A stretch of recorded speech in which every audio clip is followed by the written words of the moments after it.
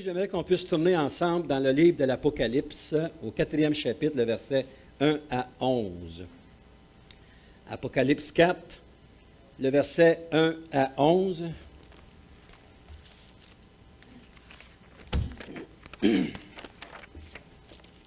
Donc la parole nous dit, « Après cela, je regardai, voici, une porte était ouverte dans le ciel. La première voix que j'avais entendue comme le son d'une trompette et qui me parlait dit, « Monte ici et je te ferai voir ce qui doit arriver dans la suite. » Aussitôt, je fus ravi en esprit, et voici, il y avait un trône dans le ciel, et sur ce trône, quelqu'un était assis. Celui qui était assis avait l'aspect d'une pierre de jaspe et de sardoine, et le trône était environné d'un arc-en-ciel semblable à de l'émeraude. Autour du trône, je vis 24 trônes, et sur ces trônes, 24 vieillards, assis, revêtus de vêtements blancs, et sur leur tête, des couronnes d'or. Du trône sortent des éclairs, des voix et des tonnerres. Devant le trône brûlent 7 lampes ardentes, qui sont les 7 esprits de Dieu. Il y a encore devant le trône comme une mer de verre, semblable à du cristal, et au milieu du trône et autour du trône, il y avait 4 êtres vivants, remplis d'yeux, devant et derrière. Le premier être vivant est semblable à un lion, le second être vivant est semblable à un veau, le troisième être vivant à la face d'un homme, et le quatrième être vivant est semblable à un aigle qui vole. Les 4 êtres vivants ont chacun 6 ailes, ils sont remplis d'yeux tout autour, et au-dedans, ils ne cessent de dire jour et nuit, « Saint, Saint, Saint est le Seigneur, le Tout-Puissant, qui était et qui est et qui vient. » Quand les êtres vivants rendent gloire et honneur et action de grâce à celui qui est assis sur le trône, à celui qui vit au siècle des siècles, les 24 vieillards se prosternent devant lui qui est assis sur le trône, et ils adorent celui qui vit au siècle des siècles, et ils jettent leur couronne devant le trône en disant, « Tu es digne, notre Seigneur, notre Dieu, de recevoir la gloire et l'honneur et la puissance, car tu as créé toutes choses, et c'est par ta volonté qu'elles existent et qu'elles ont été créées. » Seigneur, merci encore une fois pour ta parole, Seigneur, et Seigneur, je te prie que tu puisses nous aider à saisir, Seigneur, ces quelques versets afin qu'ils puissent s'imprégner dans nos cœurs et dans nos pensées, et que l'on puisse comprendre, Seigneur, qu'un jour qui est très près, on va être dans ta présence, Seigneur, pour te louer et pour t'adorer pour l'éternité. Donc, encore une fois, Seigneur, merci pour tout. Dans le nom de Jésus, on a prié. Amen. Amen. Donc, le titre du message ce matin, c'est « La journée des Oscars au ciel ». Drôle de titre, vous allez me dire. Je dois vous avouer que depuis une semaine que je médite sur ce passage-là, puis je demande au Seigneur qu'il puisse m'éclairer par rapport à ça. Donc, faire une petite récapitulation, l'Apocalypse 4 et l'Apocalypse 5 sont deux passages dans la Bible qui nous parlent des choses qui sont à venir et puis des choses qui se préparent pour chacun de nous. Et je veux juste nous rafraîchir la mémoire, comment est-ce que c'est important. Donc, ça nous donne un petit peu aussi l'idée des festivités qu'il va y avoir au ciel. Des fois, on peut trouver la vie qui est plate. Et sincèrement, moi, je trouve que la vie, c'est bien, tu sais, mais je suis comme rendu là de vivre sur la terre, puis j'ai hâte de passer à un autre, pas dire un autre appel, mais passer à un autre scénario où on va être pour l'éternité ensemble, on peut se casser la tête sur des détails et puis ces choses-là. Je ne sais pas si c'est des choses qui nous font réfléchir en vieillissant, mais je pense que tout chrétien, tout enfant de Dieu doit rêver et regarder à cette journée-là qui s'en vient à très grands pas devant nous. Au verset 10 de notre passage, c'est un petit peu ce que je vais voir avec vous plus en détail. En fait, il y a le verset 10, puis il y a le verset 4 aussi. « Et sur leur tête des couronnes d'or. » Et au verset 10, « Ils jettent leur couronne devant le trône en disant, « Tu es digne, notre Seigneur. » Donc, c'est un peu l'essence de mon message, mais j'aimerais que l'on puisse regarder ensemble avant d'aller à ces couronnes-là, qu'est-ce qui se passe. Premièrement, ça nous parle de l'enlèvement de l'Église. Donc, lorsque Jean, sur l'île de Patmos, qui nous dit « monte ici », bien, ça nous fait, il y a une porte qui se trouve et l'Église va être enlevée. Je trouve ça triste de voir qu'à travers plusieurs églises, aujourd'hui, même dans notre propre dénomination, des fois, des gens qui ne voient plus l'enlèvement d'Église comme quelque chose de réel qui s'en vient.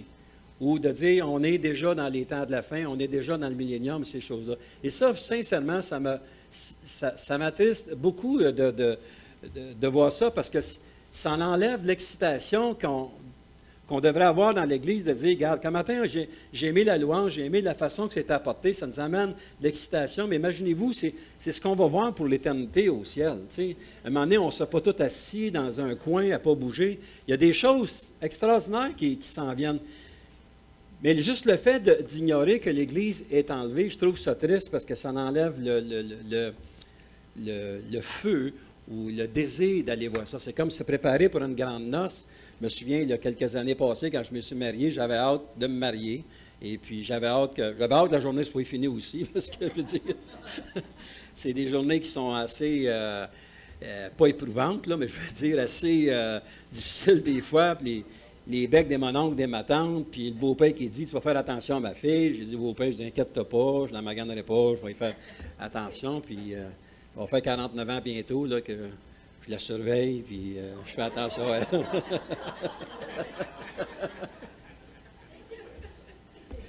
Je sens qu'on va avoir une discussion descendant d'auto. C'est ça que tu voulais? C'est ça. Mais ici, on parle de l'enlèvement du Seigneur. Puis l'enlèvement du Seigneur, si on regarde au début du chapitre 4, aller jusqu'à la fin du chapitre 4, vous voyez qu'il y a au moins un 7 ans qui est inclus là-dedans.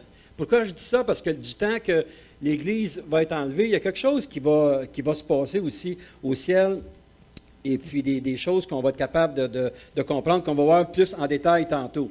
Donc, les 24 vieillards au verset 4 ont bien entendu se faire référence à l'Église, et puis les 7 esprits de Dieu représentent le Saint-Esprit. Donc, toute la Trinité va être là, et l'Église va être réunie ensemble pour l'éternité, pour de grandes festivités avec notre Seigneur. On n'a pas à peine à se déplacer parce que le Seigneur va être constamment avec nous. Là, on va marcher. Là, on va aller sur cette nouvelle terre et aller au ciel aussi. Donc, ce matin, je veux discuter de 2 mots, comme je vous parlais tantôt, c'est des couronnes. C'est quelque chose qui m'a attiré. D'où ils viennent, ces couronnes-là? Pensez-vous que lorsqu'on vient à l'enlèvement du Seigneur, que le Seigneur va arriver, mais qu'on monte, comme on dit, ceux qui sont morts en Christ vont rejoindre le Seigneur, parce qu'on va rejoindre le Seigneur, puis à chacun qui va passer à côté, il va y mettre une couronne sur sa tête. Pas tout à fait comme ça que ça va se passer. Et je pense que l'Église, des fois, on perd la perspective que oui, on est sauvé, on est toujours sauvé, on s'en va dans la présence de Dieu, mais du temps à ce qu'on est sauvé jusqu'à temps que le Seigneur vienne nous chercher, soit par la mort ou soit par l'enlèvement de son Église. Il y a des choses que l'Église doit saisir, il y a des choses que l'Église doit aussi comprendre. Donc, je veux discuter de ces 2 points-là ce matin. Et nous, on demeure à Saint-Hyacinthe, on passe souvent devant un grand cimetière.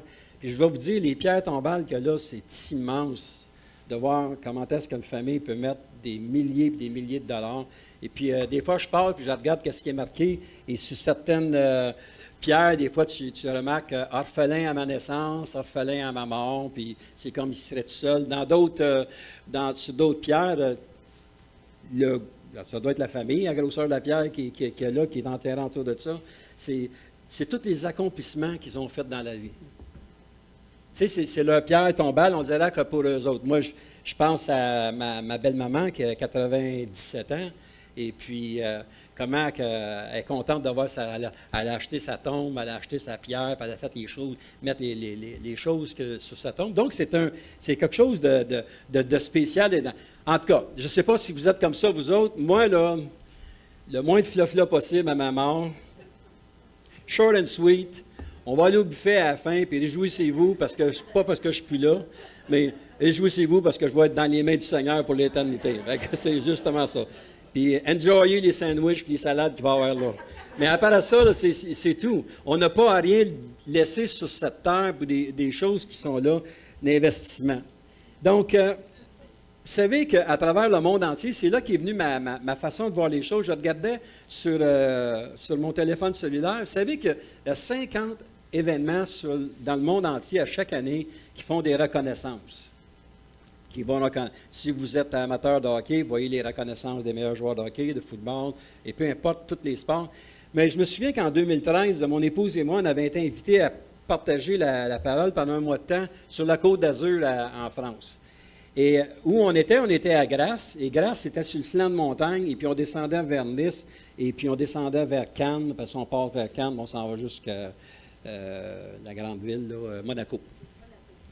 Donc, on a eu la chance de visiter ça. Mais s'il y a une chose qui m'a marqué, on était 2 semaines avant le Festival de Cannes. Et lorsque vous passez, je ne sais pas si vous avez déjà été là, les tapis rouges étaient installés là. Vous aviez les podiums qui étaient là, tout en rouge, avec des fonds, d'où les plus grandes vedettes du monde s'en viennent là pour être reconnues, pour recevoir leur Oscar ou peu importe. Puis, je voyais aussi cette maquette qui montrait l'intérieur de l'édifice où ça se passe, où toutes les statuettes sont toutes installées, c'est tout en or, c'est de toute beauté. Et ces gens-là s'en vont là une fois par année pour recevoir, pour être reconnus, ils mettent leur robe à plusieurs milliers de dollars sur le dos, ils sont reconnus comme des vedettes. Mais nous, par exemple, lorsqu'on parle de ces couronnes-là, ici dans l'Apocalypse, ça nous montre qu'il va y avoir un temps de reconnaissance pour nous autres aussi, frères et sœurs.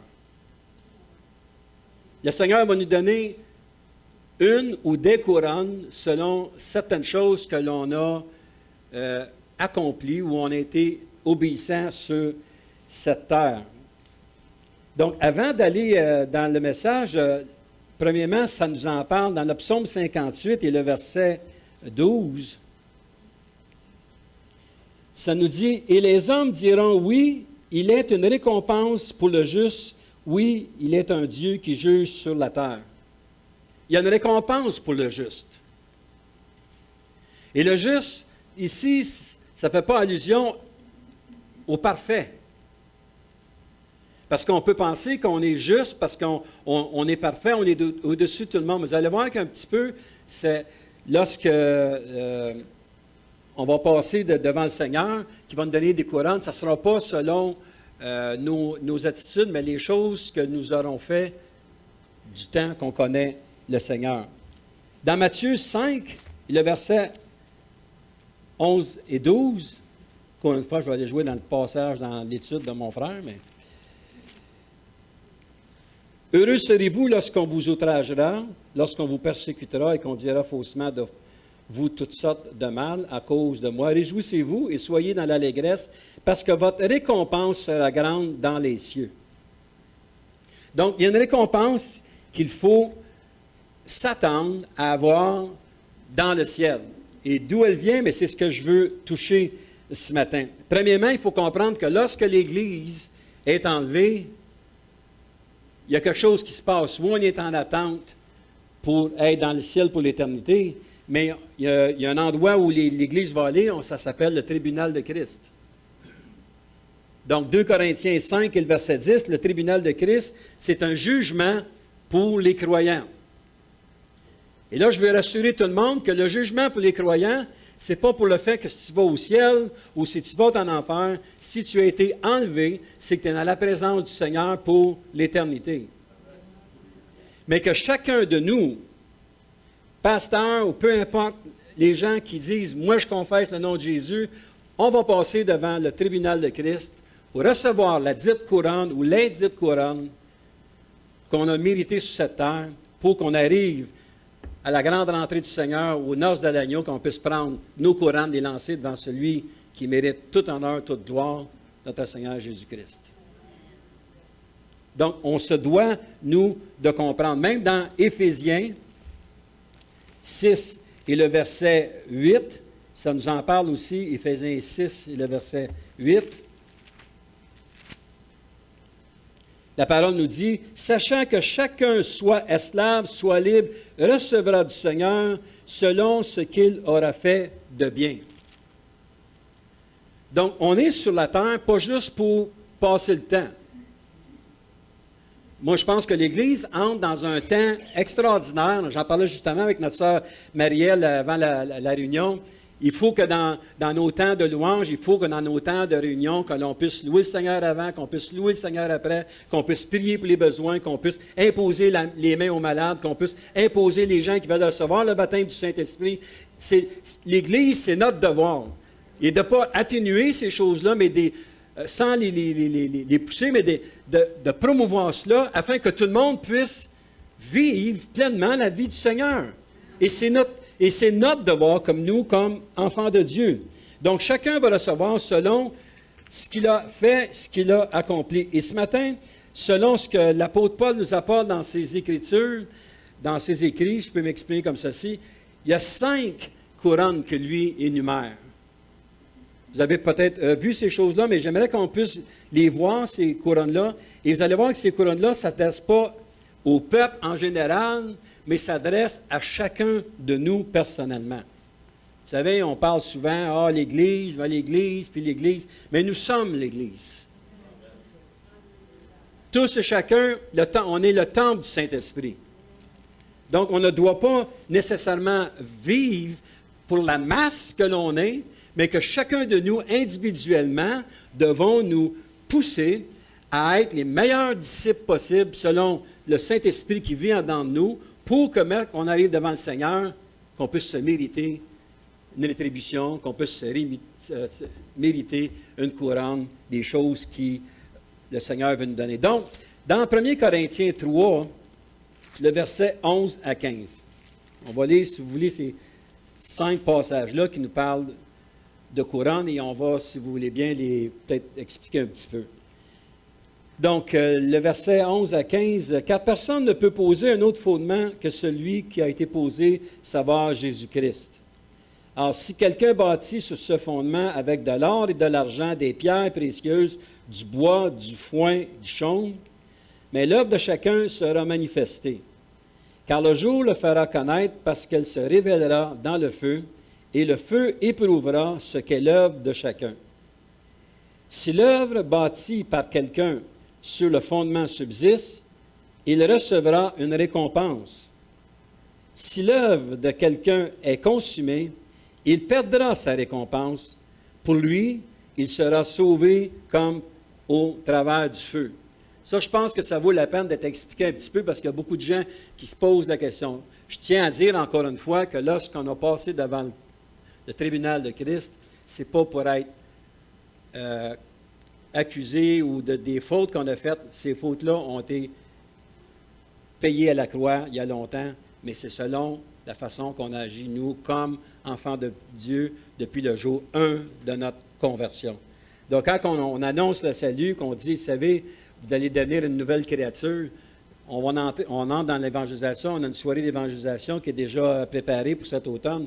Bien, vous savez que les gens qui vont être ici, c'est le message qu'on veut donner. Que peu importe ce que tu as fait dans la vie, si tu te consacres à Jésus, si tu lui donnes ta vie, mais tout ce que tu as fait auparavant est effacé.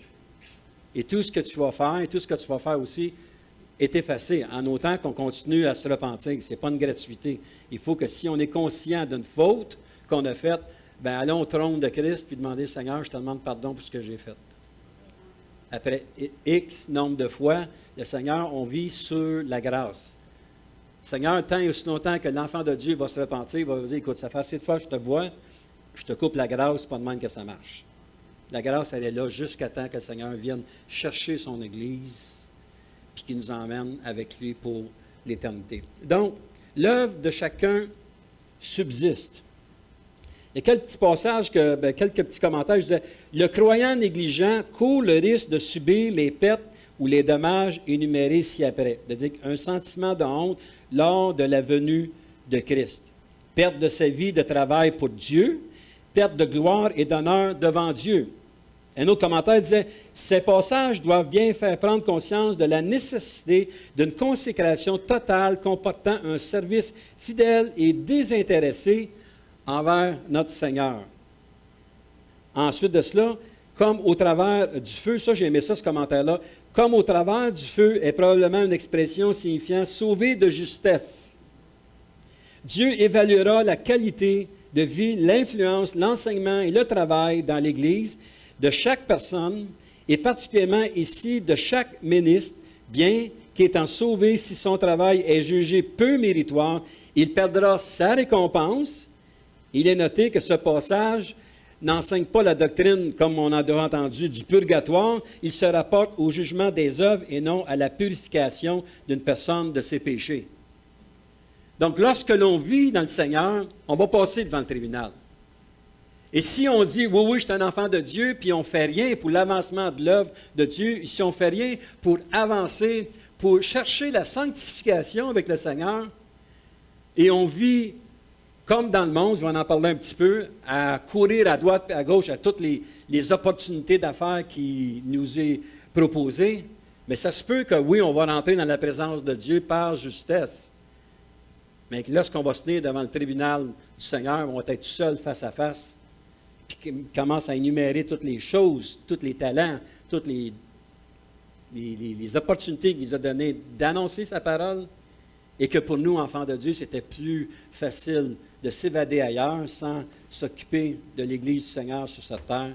Mais ça se peut qu'il y ait des couronnes qui vont manquer sur des têtes des gens, et ça se peut qu'il va y avoir des larmes aussi, ça se peut qu'il va y avoir des cris aussi. Imaginez-vous debout en silence en écoutant le verdict, il va y avoir des cris de joie, il va y avoir des larmes.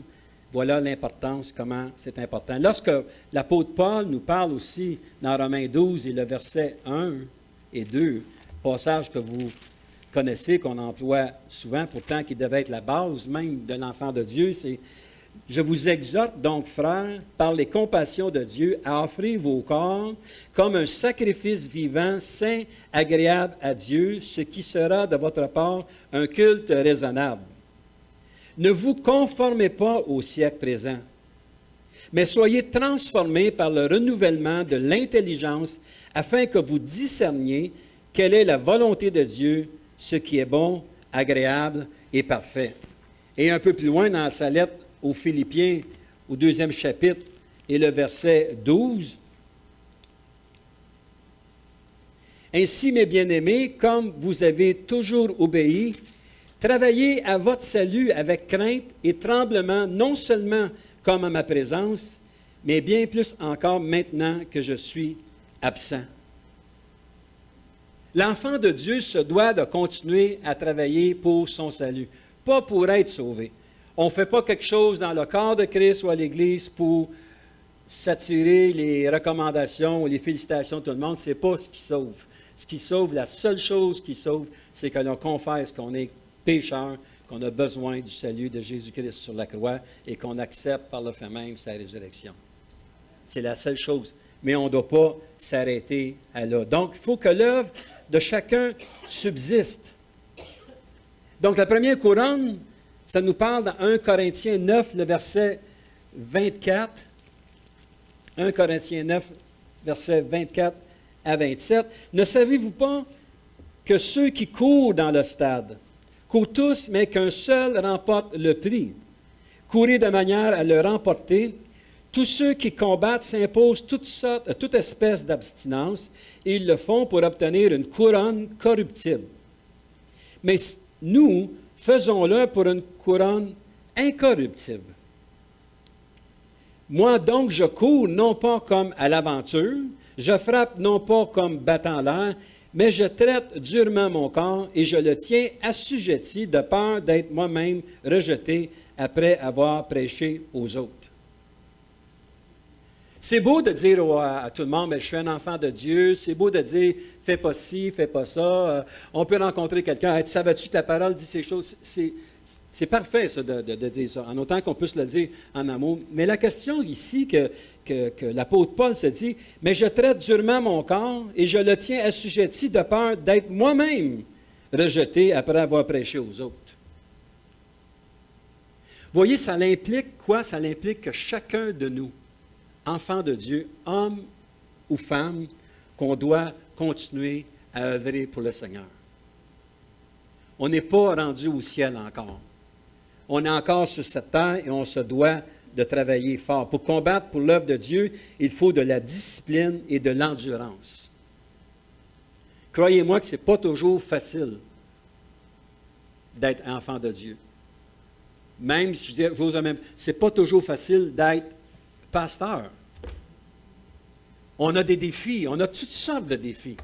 On a toutes sortes d'obstacles qui arrivent. Des fois, tu te demandes pourquoi telle chose arrive. Et on se doit de s'encourager, on se doit de s'exhorter, on se doit de se pousser, de dire, écoute, il faut continuer, il faut avancer. Moi, j'admire notre pasteur Pierre qui est ici, qui même à son âge qui est rendu, qui continue encore. Il pourrait prendre sa retraite. Il pourrait cesser, mais il continue. Il est venu aider une petite église qui avait besoin d'aide, puis il le remercie pour sa disponibilité pour nous aider. Mais voyez, si nous qui sommes ici, quand on a plusieurs têtes blanches avec nous autres, c'est le fun. Non, mais il faut prendre ça de même. Il y a de l'expérience un peu, mais si on est capable de regarder à l'expérience qu'il y a, on voit comment est-ce que les anciens, les pasteurs, on continue encore à avancer avec le Seigneur sans arrêter. Il faut qu'on ne vive pas pour les choses que le monde nous offre, mais pour les choses qui sont amenées pour l'éternité. Frères et sœurs, je ne veux pas vous faire péter votre ballon ce matin, mais le ciel, ce n'est pas sur la terre. Il y a des gens qui pensent qu'ils vivent dans le ciel, avec toutes les bébelles, les machines qu'ils ont chez eux. Mais ce n'est pas ça, parce que les bébelles et les machines vont rester en bas. Et si tu tiens devant le trône de Christ, peut-être qu'il va te rappeler toutes les bébelles et les machines que tu as dans ta cour. Quand je t'ai demandé de faire telle chose, c'était plus facile pour toi de faire ça. En tout cas, tu sais, je ne veux pas amplifier, mais ceux qui vont continuer de marcher avec le Seigneur, il y a des choses qui vont se passer. Courir pour remporter. J'en ai parlé tantôt dans 1 Corinthiens 9, 24. Paul nous dit là aussi dans Philippiens 2, le verset 14 et 16. On l'a lu un peu tantôt. 2, 14 et 16. Faites toutes choses sans murmure ni hésitation. Pour moi qui le dit, c'est l'apôtre Paul. Afin que vous soyez irréprochables et purs, des enfants de Dieu irrépréhensibles, au milieu d'une génération perverse et corrompue, parmi laquelle vous brillez comme des flambeaux dans le monde, portant la parole de vie, et je pourrais me glorifier au jour de Christ de n'avoir pas couru en vain, ni travaillé en vain. C'est intéressant ici que l'apôtre Paul nous parle de quelque chose il y a au-dessus de 2000 ans passés. Ce n'est pas ce qu'on vit présentement. Quand ça nous parle dans un monde où la génération perverse et corrompue, on vit là-dedans. On regarde toutes les choses qui se passent autour. En tout cas, moi, je suis estomaqué d'entendre tout ce qui se passe. Je regarde par rapport à l'école. Je ne veux pas aller là-dedans, ce n'est pas mon message un matin. Ça ne me tente pas d'aller là. Mais comment est-ce que c'est important de voir que, oui, l'apôtre Paul, c'est ce qu'il nous dit ici. Continuons. Continuons à persévérer. Continuons à annoncer la parole de Dieu. Continuons à aller vers les gens et s'ils sont ouverts, de les inviter peut-être à venir entendre la parole de Dieu, à venir dans une église, à être changés, à être transformés. De voir que la vie d'église est peut-être plate selon les gens d'extérieur, mais tellement gratifiante pour chacun de nous qui savons où est-ce qu'on s'en va. Tu sais, l'attente... Moi, je vous dis sincèrement, là, s'il y en a qui ne sont pas mariés, là, le mariage, l'attente du mariage, c'est ce qui est le plus excitant. La journée du mariage, c'est épuisant. Non, mais tu sais, comme je disais tantôt, le banquet et toutes ces choses-là. Là. Mais l'attente du mariage, là, je me souviens, là, je disais à Diane, je disais à 2 semaines. En 2 semaines, on va être à ça. La vie, il ne fallait pas qu'elle dise non, parce que ça fait 3 fois que j'ai demandé à me marier. Fait que... Donc, l'apôtre Paul nous dit ici de courir pour emporter, comme il disait aussi dans Philippiens 3 et le verset 12, passage que vous connaissez certainement. Juste y aller. Philippiens 3, le verset 12 à 14. On peut ici, ce n'est pas que j'ai déjà remporté le prix ou que j'ai déjà atteint la perfection, mais je cours pour tâcher de le saisir. Puisque moi aussi, j'ai été saisi par Jésus-Christ. Frères, je ne pense pas l'avoir saisi, mais je fais une chose, oubliant ce qui est en arrière et me portant vers ce qui est en avant. Je cours vers le but pour remporter le prix de la vocation céleste de Dieu en Jésus-Christ. La couronne de victoire. Deuxième couronne que l'apôtre Paul nous parle, c'est dans 1 Thessaloniciens 2, le verset 19.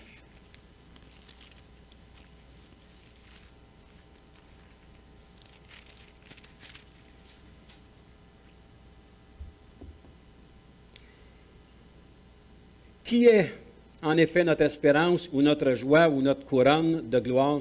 N'est-ce pas vous aussi devant notre Seigneur Jésus lors de son avènement? Couronne de gloire et couronne de joie. Couronne de joie, c'est vivre pour le retour de Jésus. C'est de vivre à chaque instant comme s'il revient maintenant. Cette joie-là, c'est de dire, Seigneur, j'ai hâte que tu reviennes. Mais pas juste de rester dans une position de dire, oh, j'ai hâte, Seigneur, de se renfermer. Non, j'ai hâte que tu reviennes, Seigneur, que l'on puisse se placer sur la ligne de front pour le Seigneur, puis de dire, continuer, puis de proclamer ce message-là. Il ne faut pas arrêter, frères et sœurs, de dire aux gens, le Seigneur revient bientôt. Je ne sais pas si vous avez déjà été à Québec dernièrement, même passé Québec. Repends-toi, le Seigneur revient bientôt. Tu vois ça sur les ponts. Tous des ponts, à plusieurs endroits. Si vous voyagez un petit peu dans l'Ouest canadien, vous allez voir qu'il y a des pancartes. Il y a du monde qui paie dans une grosse publicité, puis « Reprends-toi, le Seigneur revient bientôt ».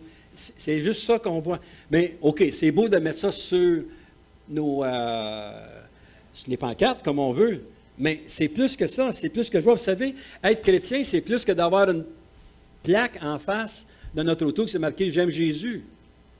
Ou d'avoir le petit poisson en arrière, ou d'avoir une croix dans le cou. C'est plus que ça. Ça, c'est des symboles, si vous voulez. Mais vivre pour le Seigneur, être dans la joie, c'est de vivre pleinement notre vie, pour de dire, le Seigneur revient bientôt. Et si je peux vous donner de la joie ce matin, dans des temps, des fois, qui sont difficiles, je pense à notre sœur par rapport à sa fille, ou peu importe, il faut y avoir de la joie, parce que c'est à veille d'être mis en arrière de nous. Donc, cette joie-là, c'est pour ceux et celles qui, qui sont des gagneurs d'âme, ceux qui amènent des gens à la connaissance de Jésus. Partager le vrai amour. Ça, je pensais à ça hier soir. L'amour, quel amour? Quel amour qui est donné dans les églises présentement? Je nomme pas d'église, là, absolument pas. Là. Est-ce que c'est l'amour de la parole de Dieu, l'amour de l'application de la parole de Dieu, ou l'amour avec un grand A, fais ce que ça te tente de faire, en autant que tu viens à l'église où tu as été sauvé. L'amour. C'est notre responsabilité. Lorsqu'on est des gagneurs d'âme, on est des gens qui vont parler à des gens qui ne connaissent pas, qu'on va dire la vérité, ce que la parole renferme. On ne peut pas aller là, tu as des problèmes, tu sais, comme j'en ai déjà parlé, donne ta vie au Seigneur, les problèmes sont finis.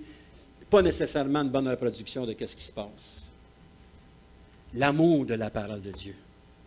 Oui, mais j'ai un problème de boisson. Le Seigneur t'aime tellement, il peut te délivrer de ça. J'ai un problème de drogue, il peut te délivrer. L'amour. Moi, vas-tu continuer? Moi, ce qui m'a empêché de venir au Seigneur pendant 1 an de temps, quand j'étais témoigné, c'était qu'il fallait que je change mon style de vie. Parce que pour moi, j'aurais voulu être chrétien, mais avec mon style de vie.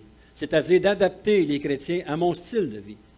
Il y a des frères et des sœurs qui m'ont montré que ce n'est pas tout à fait comme ça quand ça se passe.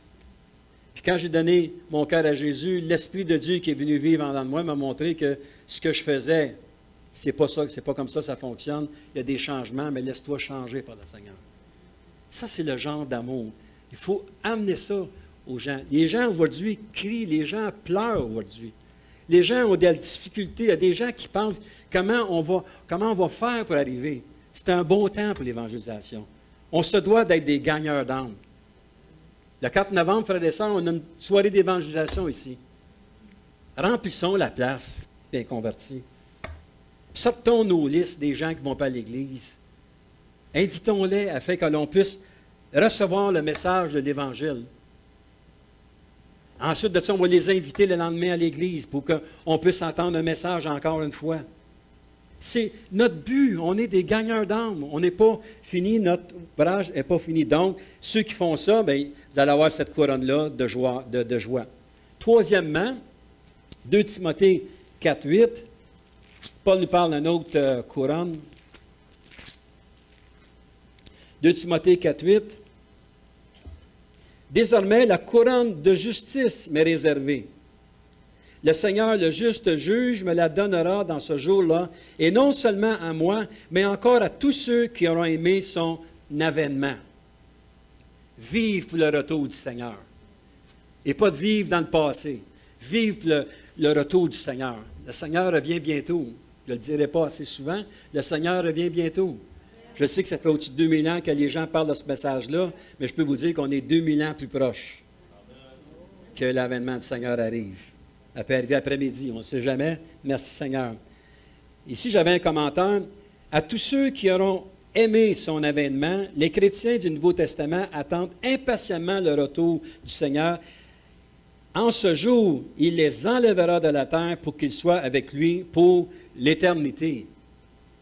Pas pour une séance de rencontre, pour l'éternité. Une marque distinctive du peuple de Dieu est qu'il ne se sent pas chez lui en ce monde. Vous sentez-vous bien ici? Est-ce que vous regardez toutes vos choses que vous avez autour de vous? Est-ce que vous êtes, regarde tout ce que j'ai, as-tu vu ma telle chose, as-tu vu telle chose-là? Est-ce qu'on se sent bien dans ce qu'on vit ici? Bien, on peut se sentir bien. Moi, je suis content de ce que je vis, mais je me sens inconfortable parce que je sais que ce n'est pas ma place. Le Seigneur vient nous chercher et qu'il a hâte de se rendre dans sa demeure céleste. Réfléchissez là-dessus un peu. Là. Demeure céleste.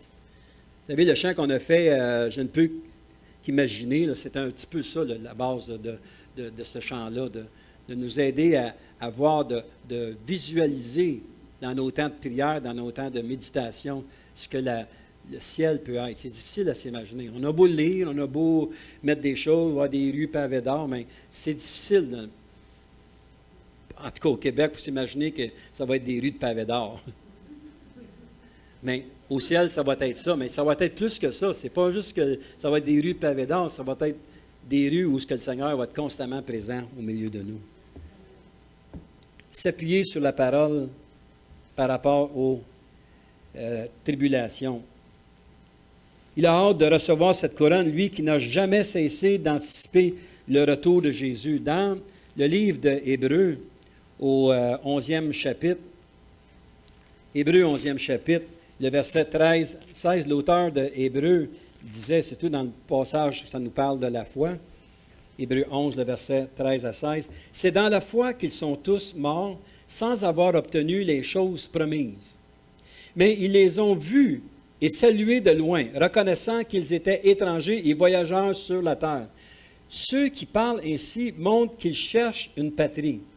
S'ils avaient eu en vue celle d'où ils étaient sortis, ils auraient eu le temps d'y retourner. Mais maintenant, ils en désirent une meilleure, c'est-à-dire une céleste. C'est pourquoi Dieu n'a pas honte d'être appelé leur Dieu, car il leur a préparé une cité. » Bien entendu, ici qu'on parle de la terre promise, mais aussi, on peut le mettre pour nous autres aussi, qu'on a une cité céleste qui nous est préparée devant nous.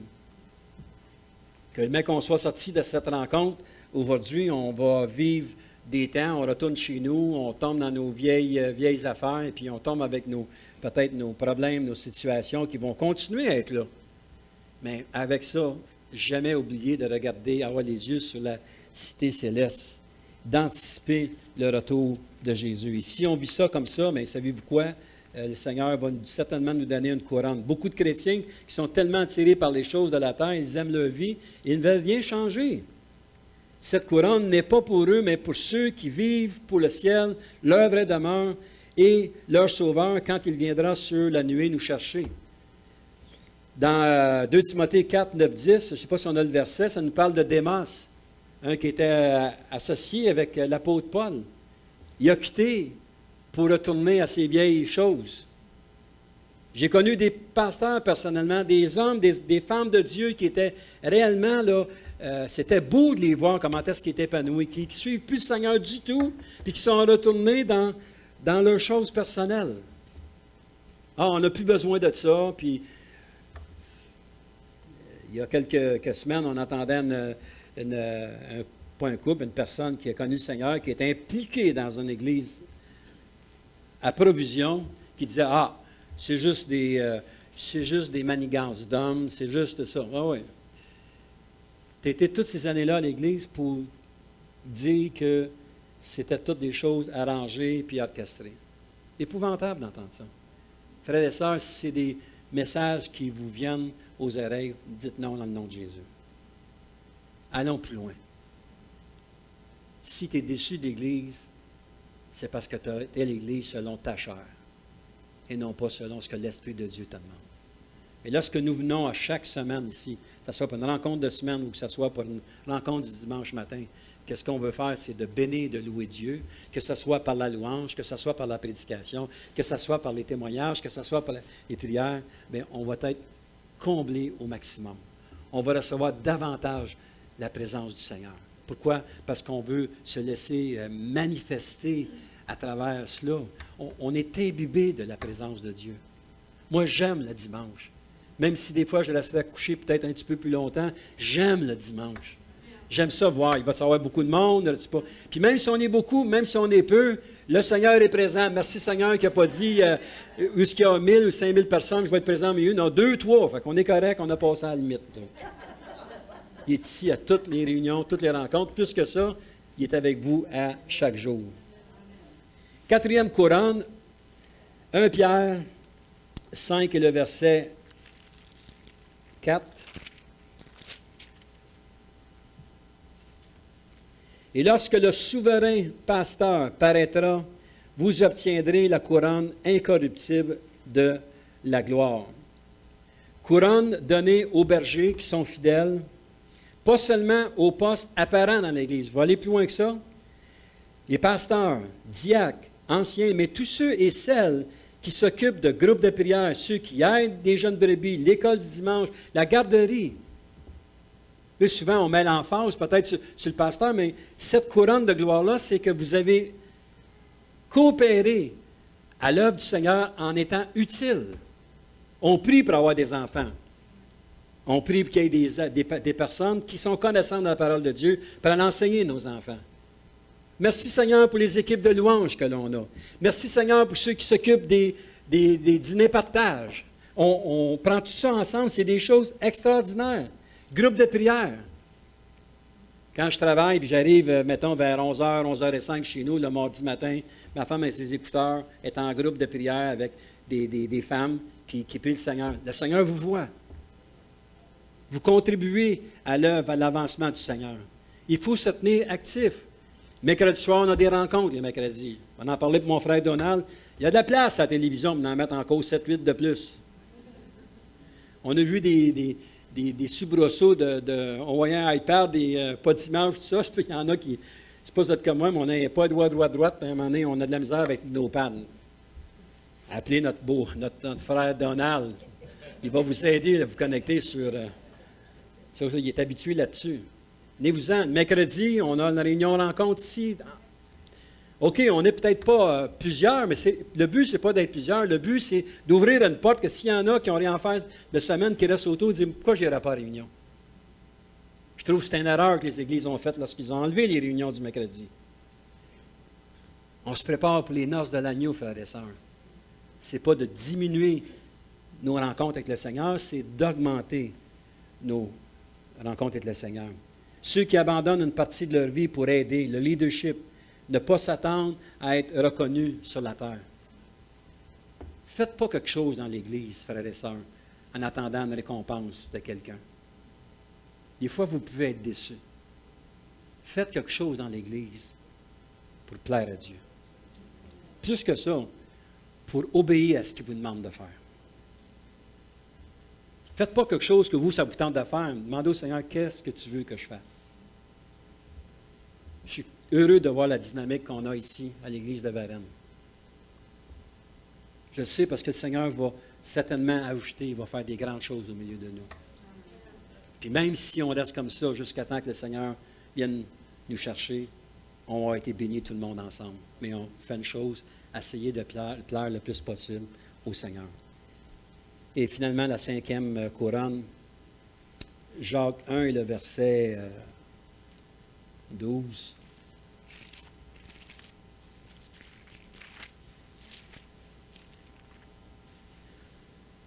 Heureux l'homme qui supporte patiemment la tentation, car après avoir été éprouvé, il recevra la couronne de vie que le Seigneur a promise à ceux qui l'aiment.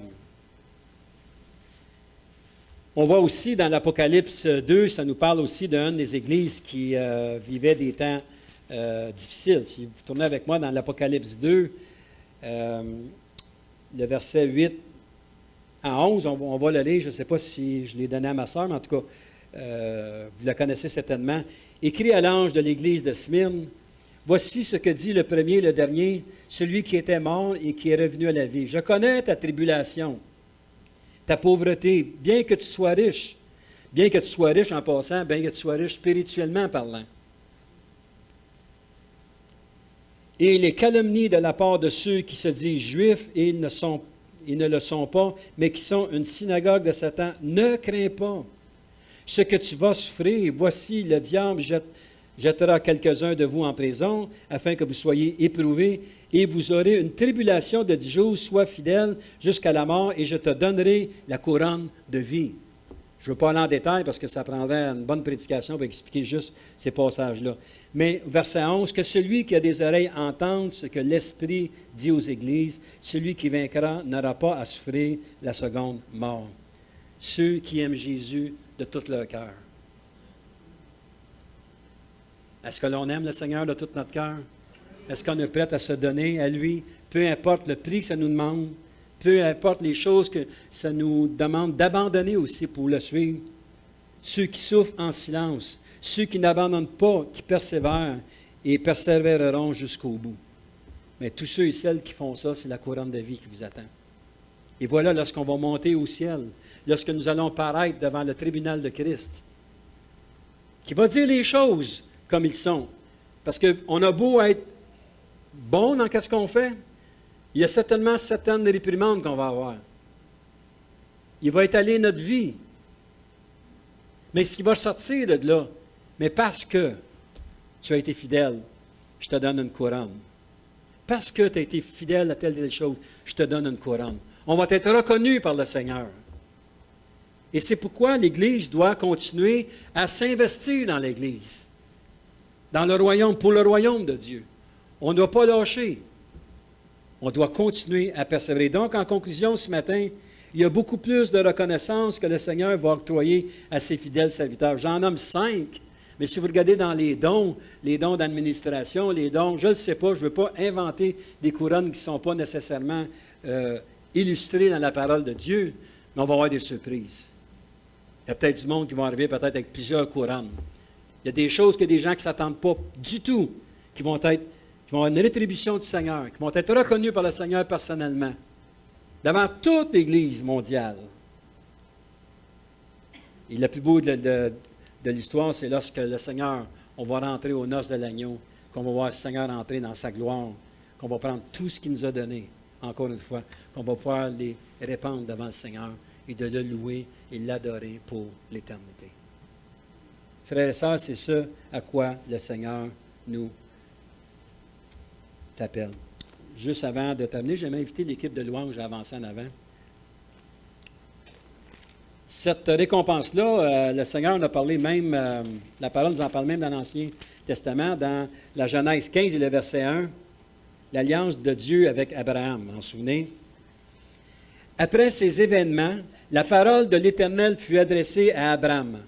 Dans une vision, il dit, « Abraham, ne crains point, je suis ton bouclier et ta récompense sera très grande. » On est porté à penser souvent que le Seigneur va nous oublier. Abraham, qui n'était pas venu Abraham, qui a eu à vivre toutes sortes de situations, le Seigneur a dit, ta récompense va être très grande. Sois fidèle. Sois fidèle jusqu'à aller offrir ton fils, parce que je te le demande.